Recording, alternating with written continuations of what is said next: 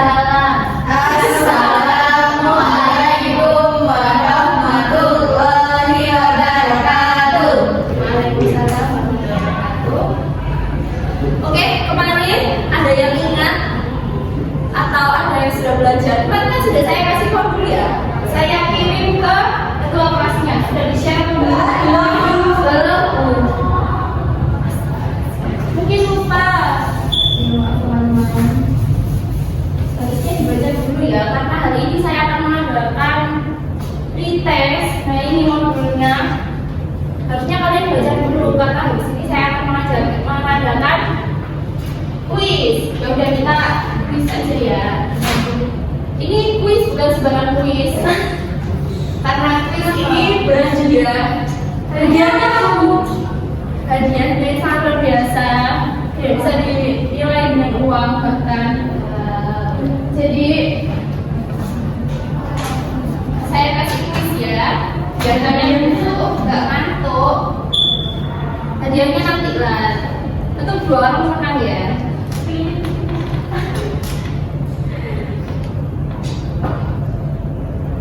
Ini linknya sudah saya kasih di ketua kelasnya ya. Silakan di-share dan dikerjakan.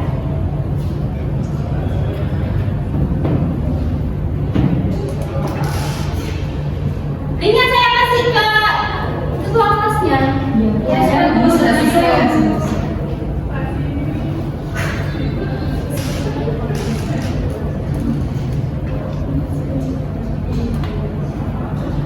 Sudah bisa? Sudah, Bu.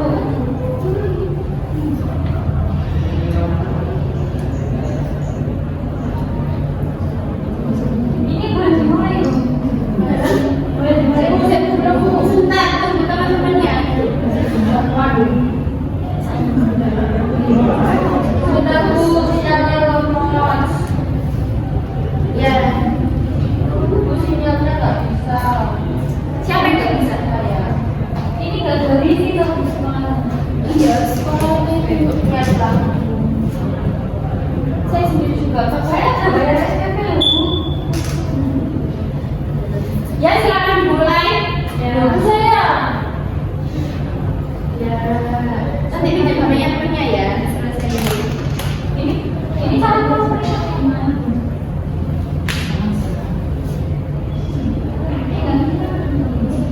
Enggak, tadi langsung masuk ke saya.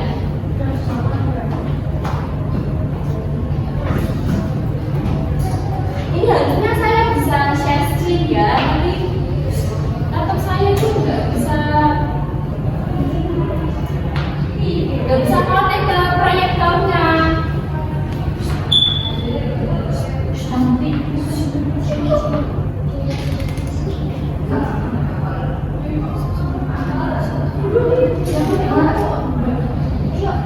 Apakah sudah?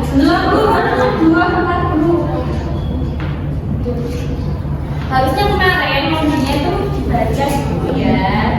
Yang betul-betul lain kali kalau ada info dari saya silakan di-share ya.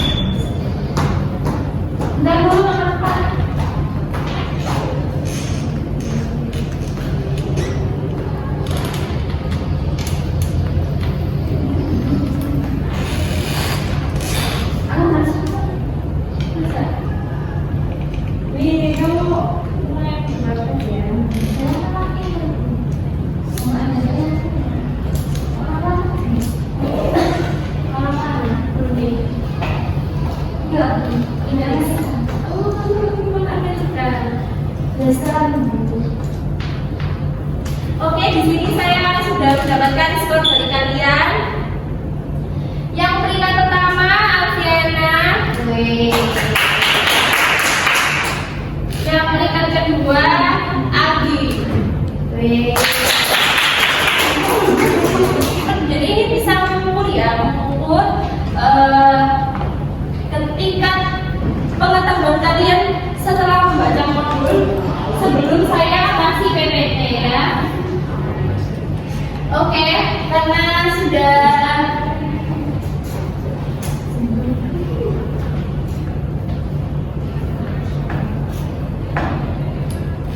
kuisnya sudah saya dapatkan nilainya, selanjutnya saya akan menjelaskan mengenai wilayah formal secara singkat aja ya, karena saya anggap kalian sudah sedikit banyak membaca di modulnya dan sudah tahu mengenai apa itu wilayah formal. Oke, sebelumnya kita harus berkenalan dulu dengan yang namanya apa itu wilayah. Silakan untuk Mbak Komang membantu dibaca. Undang-Undang Nomor 26 Tahun 2007 tentang penataan ruang wilayah merupakan ruang yang merupakan wisata geografis beserta segenap unsur yang terkait padanya, yang batas dan sistemnya ditentukan berdasarkan aspek administratif dan atau aspek fungsional, misalnya wilayah kota, wilayah pedesaan, wilayah iklim, tropis dan lain-lain. Oke, terima kasih ya. Jadi wilayah itu adalah suatu daerah yang memiliki kekhasan atau karakteristik tertentu. Biasanya wilayah itu kan kayak wilayah pedesaan, berarti wilayah yang di situ lingkupnya adalah pertanian gitu ya. Kemudian ada wilayah iklim tropis, berarti wilayah yang di situ adalah iklim tropis. Selanjutnya pembagian wilayah itu ada dua, yaitu wilayah formal yang akan kita pelajari hari ini dan wilayah fungsional. Tapi wilayah fungsional itu akan kita pelajari pertemuan selanjutnya ya. Nah, kemudian wilayah formal. Wilayah formal ini dicirikan berdasarkan keseragaman atau homogenitas tertentu. Jadi kata kuncinya adalah homogen atau sama ya. Jadi wilayah itu dianggap wilayah formal jika wilayah itu seragam atau homogen. Kemudian homogenitas dari wilayah formal dapat ditinjau berdasarkan kriteria fisik geografis seperti meliputi vegetasinya, jenis tanahnya, kemudian ada juga yang berkriteria melalui sosial budaya maupun ekonomi. Jadi ada dua cabang ini ya. Ini berdasarkan geografisnya atau fisik. Kemudian ada yang berdasarkan sosial budayanya atau manusianya. Oke, ini juga berikutnya ekonominya ya. Kemudian kalau dibantu baca Mbak Ike, awalnya kriteria yang digunakan dalam pendefinisian wilayah formal lebih mengacu kepada karakteristik fisik seperti topografi, iklim, dan juga vegetasi, dan dikaitkan dengan konsep penentuan secara geografis. Batas-batas alam merupakan faktor utama yang membatasi suatu wilayah. Perhatian kepada bentuk wilayah ini yang sebagian timbul dari kenyataan bahwa faktor-faktor fisik atau geografis cenderung lebih stabil dibandingkan faktor-faktor lain, seperti ekonomi yang bersifat dinamis. Oleh karena itu, penggunaan faktor fisik akan jauh lebih memudahkan dalam mempelajari wilayah. Oke.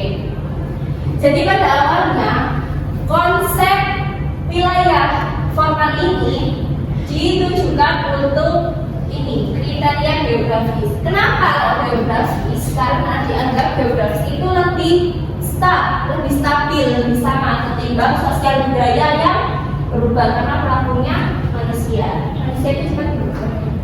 Iya, betul. Kali ini saya bisa enggak. Kemudian ngapain sih kok kita itu harus belajar tentang wilayah formal? Apa manfaatnya? Apa tujuannya? Pasti kalian bertanya ini.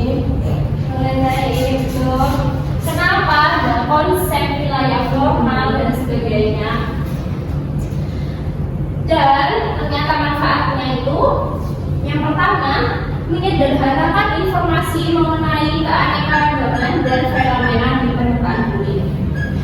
Kan Indonesia itu luas banget, atau bumi ya, bumi itu kan luas sekali, segini. Kita itu di Jawa itu cuma segini. Di Jawa itu di sini ya mungkin ya. Jawa aja ya, ini kan di Jawa Timur lagi. Terus di sini Surabayanya, di sini Gresiknya, di Gresik belum lagi kecamatannya, belum lagi nanti di daerah gini, saya dari sini ya.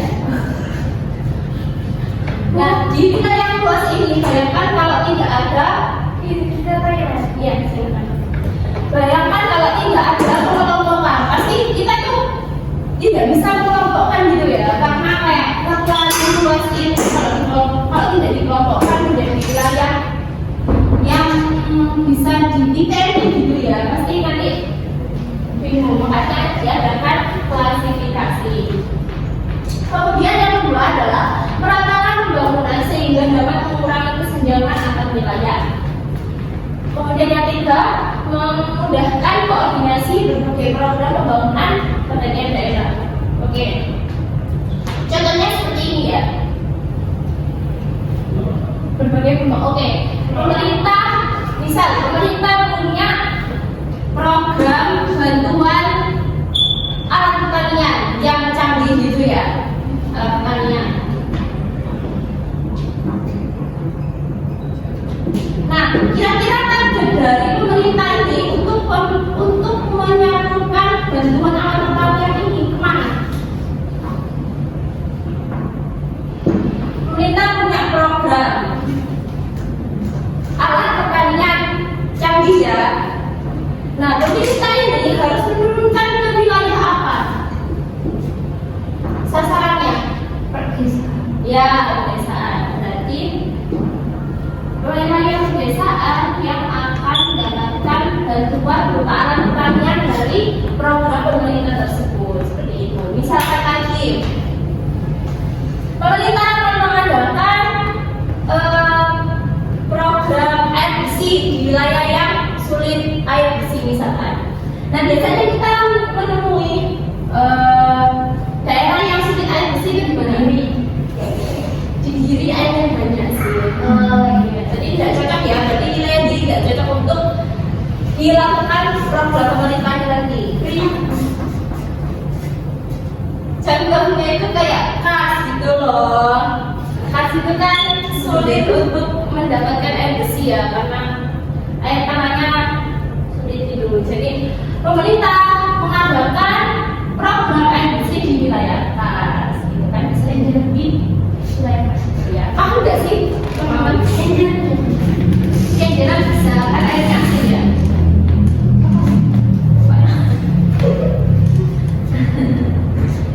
Dari sini ada yang mau ditanyakan? Sudah paham apa belum? Ya, oke. Kemudian yang terakhir,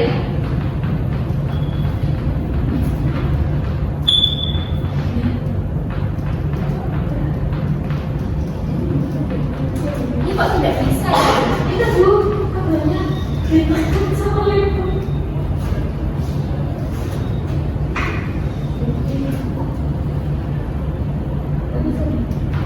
Sebentar ya,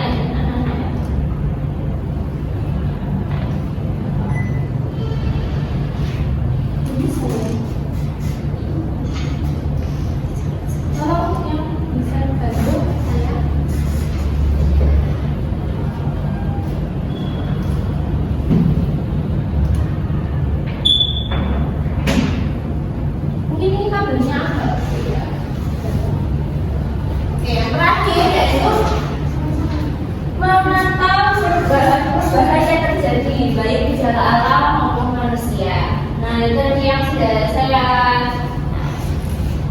sebutkan tadi ya, kan ada geografis, psikologistak, dan sosial budayanya. Karena sosial budaya ekonomi itu lebih bebas gitu ya. Oke.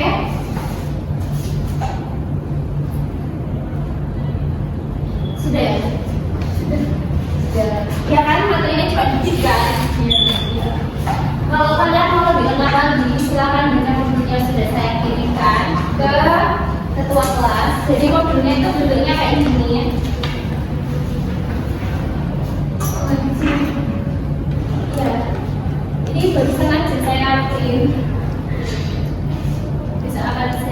sini ya. Oke. Apakah ada pertanyaan dari anak-anak?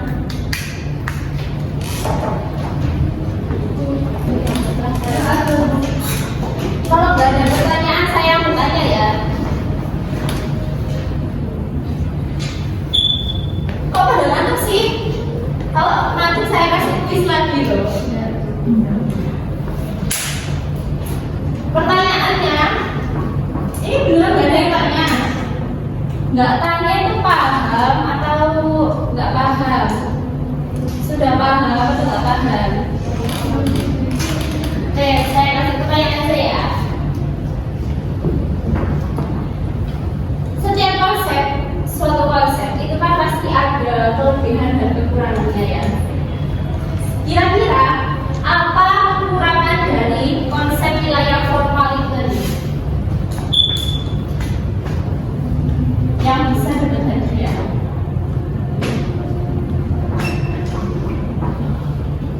Silakan. Nanti ada nilai ya, karena ini adalah termasuk nilai yang bisa diberikan.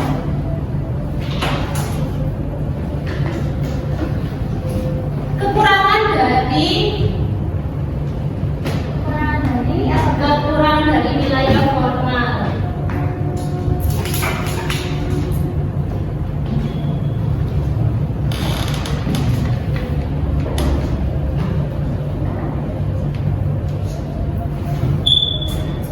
Sudah? Sudah.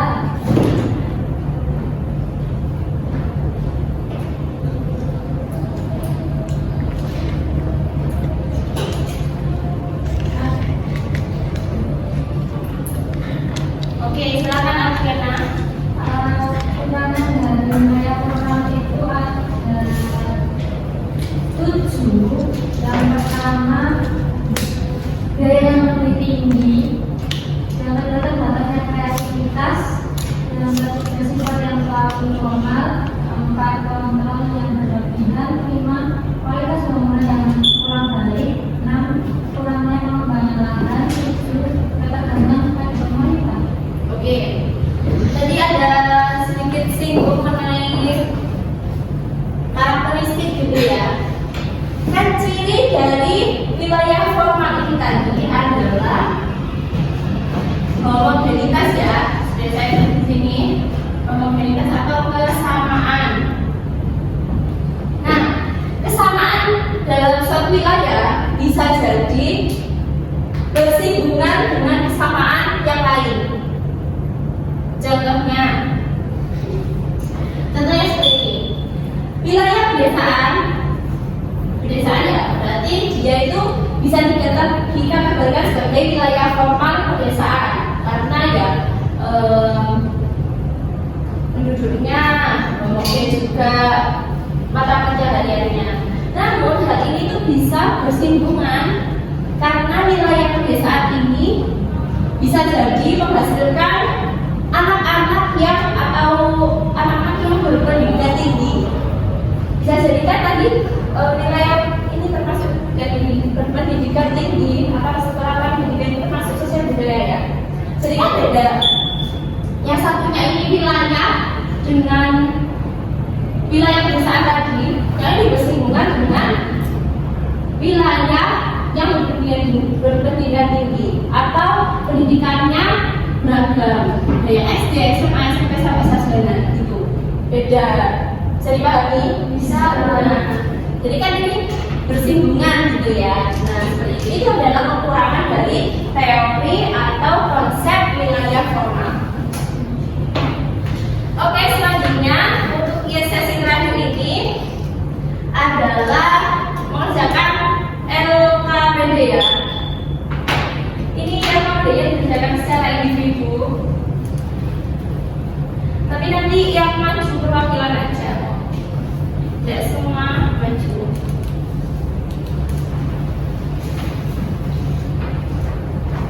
Silakan ya.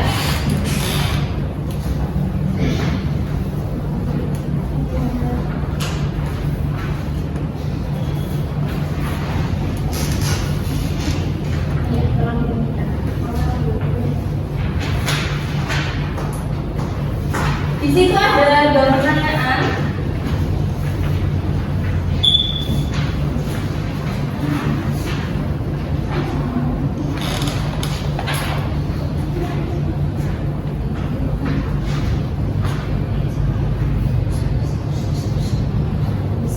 Di situ ada 2 pertanyaan dan semua mengerjakan secara individu ya, karena di situ menyangkut tentang wilayah tempat tinggal masing-masing.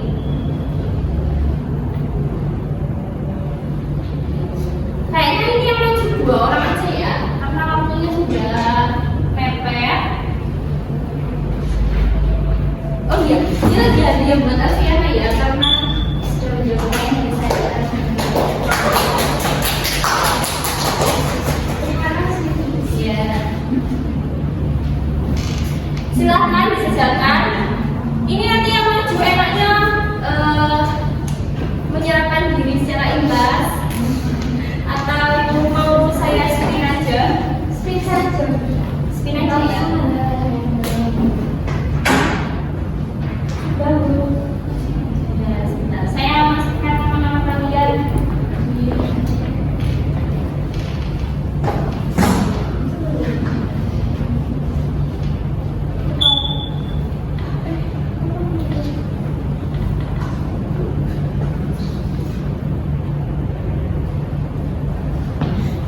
Sudah selesai?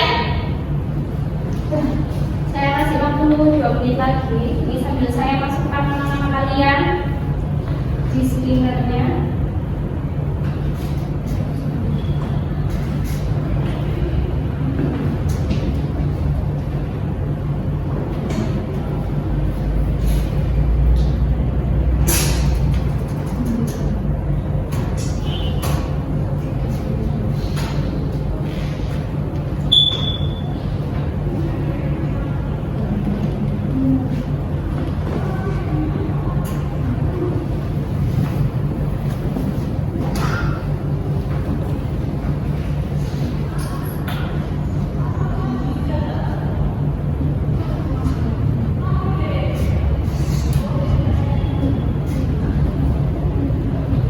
Sudah selesai?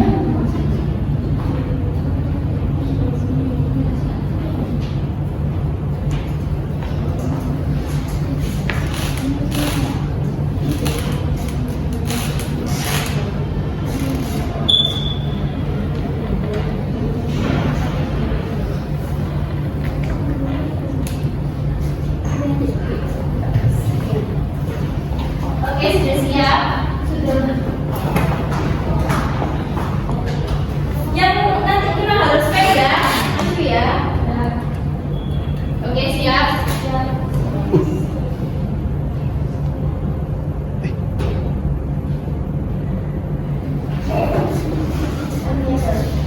Adriana, silahkan.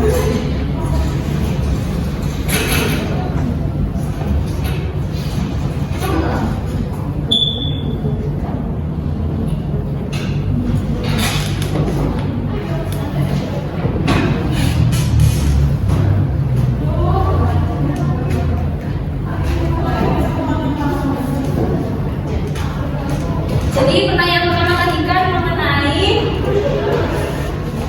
ya, mengenai sebutkan tempat tinggal Anda dan jelaskan homogenitas, kriteria, karakteristik daerah tempat tinggalmu.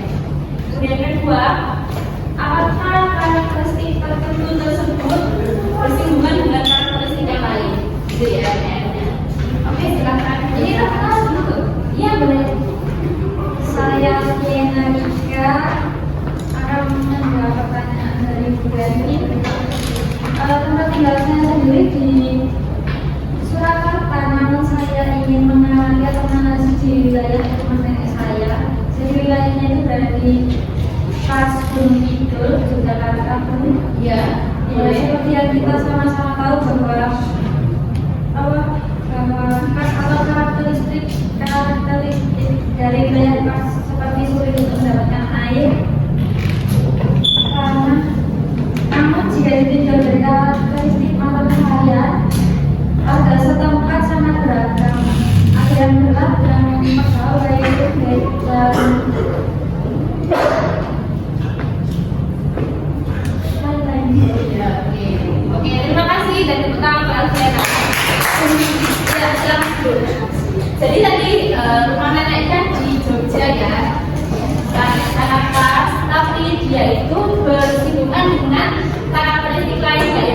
penambahan mata pencaharian. Gitu ya. Oke, terima kasih Jena. Yang kedua, saya spill lagi ya, karena ini 2 orang.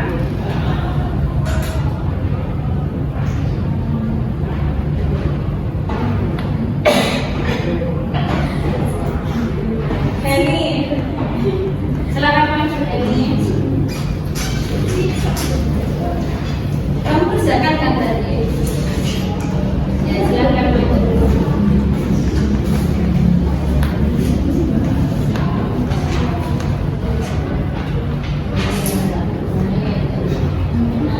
Ayo silakan lanjuti dulu.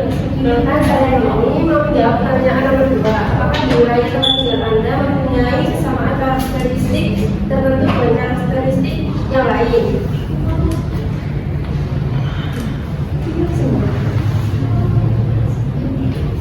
Di samping kami sebagai masyarakat dengan karakteristik khas kampung nelayan, masyarakat di sana memiliki serta pendidikan yang berbeda mulai dari tamatan SD hingga tamatan sarjana, sehingga bisa disimpulkan bahwa satu karakteristik homogenitas pada wilayah kampung nelayan memiliki tingkat pendidikan yang berbeda-beda.